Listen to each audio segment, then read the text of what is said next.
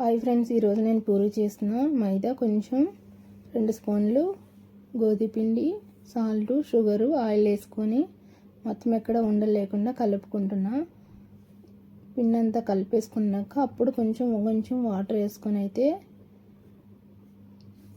పిండి కలుపుకోవాలి. ఎక్కువ వాటర్ వేసుకోవడంతో కొంచెం మెత్తగా అయిపోద్ది, లూజుగా. మన పిండిని బట్టి, గట్టిదనాన్ని బట్టి పిండి మనకి ఏ తేజ్ కావాలో ఆ తేజ్ వచ్చేంత వరకు పిండి కలుపుకోవాలి. మరి అలాగని మెత్తగా వేయకూడదు, చేతికి అంటుకోకూడదు. కొంచెం ఆయిల్ వేసుకుంటే స్మూత్గా అయిపోతుంది. పిండి అయితే రెడీ అయిపోయింది. నాకు 10 నిమిషాలు అయితే మూత పెట్టి పక్కన పెట్టేస్తున్నా.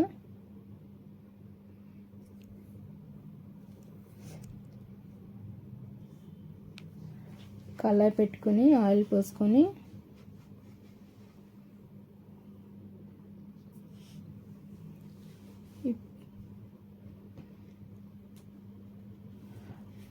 సిమ్లో పెట్టా. పూరీకైతే ఇలాగ ఆయిల్ కాగుతూ ఉంటుంది. నేను ఇప్పుడు కర్రీ ప్రిపేర్ చేస్తాను. శనగపప్పు, ఆవాలు, మినపప్పు వేసుకొని వేగాక ఆనియన్స్, ఆలుగడ్డ అయితే పక్కన ఉడుకుతుంది. క్యారెట్, ఆనియన్స్, పచ్చిమిరపకాయలు వేసి వేగాక కొంచెం కరివేపాకు వేసి వేగాలి. మళ్ళీ ఒకసారి కలిపేసుకొని వేగాలి.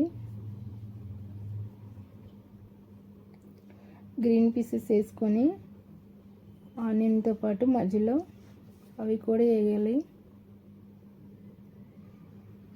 కొంచెం పసుపు వేసుకుంటా.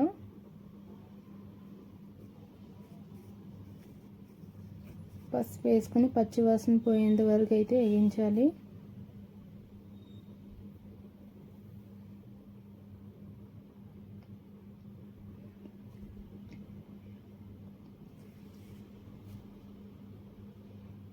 ఆలుగడ్డలు అయితే నాకు రెడీ అయిపోయి పక్కన పెట్టుకొని ఒలుచుకొని చల్లారాలి.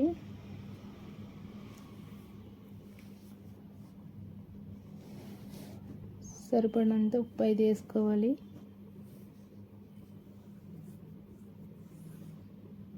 ఉప్పు వేసుకుని ఒకసారి మళ్ళీ కలిపేసి కొంచెం వాటర్ పోసుకొని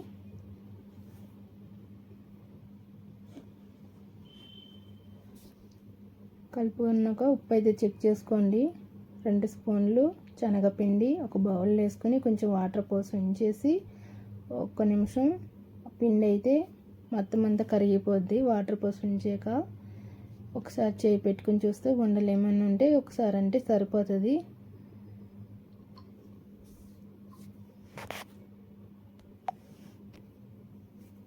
పిండి అయితే రెడీ అయిపోయింది. శనగపిండి, వాటరు, ఆలుగడ్డ పొట్టు తీసి పెట్టుకున్న ఆలుగడ్డ చిన్న పీసులుగా కట్ చేసుకొని వేసేసుకుంటున్నాను నేను. ఆ వాటర్లో ఉడకాలి, ఉప్పు అనేది పట్టాలి. ఒకసారి కలిపేసుకొని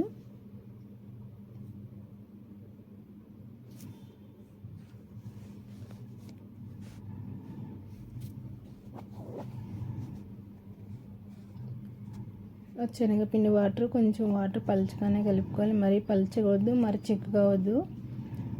ఈ వాటర్ వేసినప్పుడు అది ఉడకాలి కాబట్టి మనకి దగ్గరికి వచ్చేటప్పుడు చూసుకోవాలి. శనగపిండి వేసినప్పుడు వదలకుండా కలుపుతూనే ఉండాలి. 2 నిమిషాలు అయితే ఉడికినప్పుడు పచ్చివాసన పోయేంత వరకు ఉడికించుకోవాలి.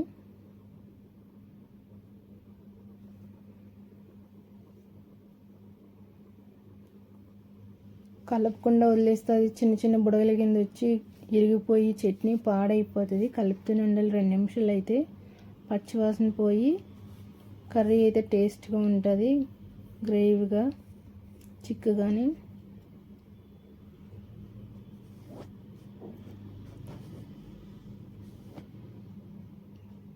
కర్రీ అయితే రెడీ అయిపోయింది. ఫైనల్గా కొత్తిమీర వేసుకుంటున్నాను నేనైతే.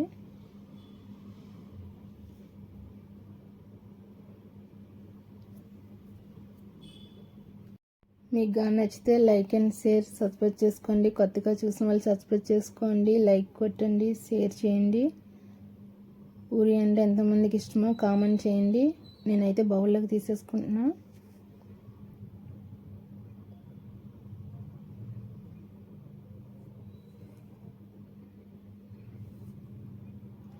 ఇప్పుడు పిండి అయితే పక్కన ఆయిల్ పెట్టుకున్నా కదా, ఆయిల్ వేడైంది.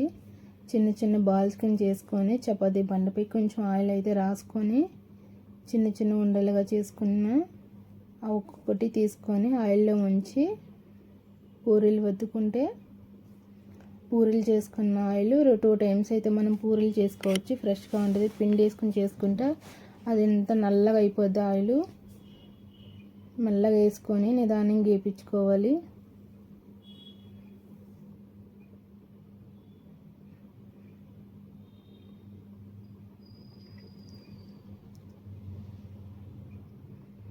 పూరీలు అయితే రెడీ అయిపోయినాయి.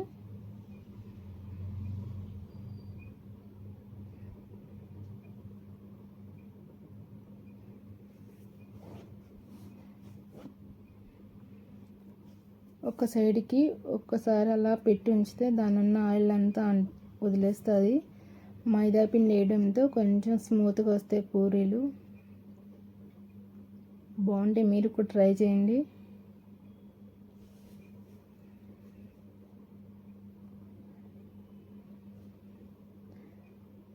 భలే ఉబ్బుతున్నాయి పూరీలు. పూరీలు అయితే రెడీ. మీరు కూడా ట్రై చేయండి ఫ్రెండ్స్. వేడి వేడి పూరీలు ఆలు కర్రీతో తింటే పూరీ కర్రీతో చాలా సూపర్ ఉంటుంది, టేస్టీగా.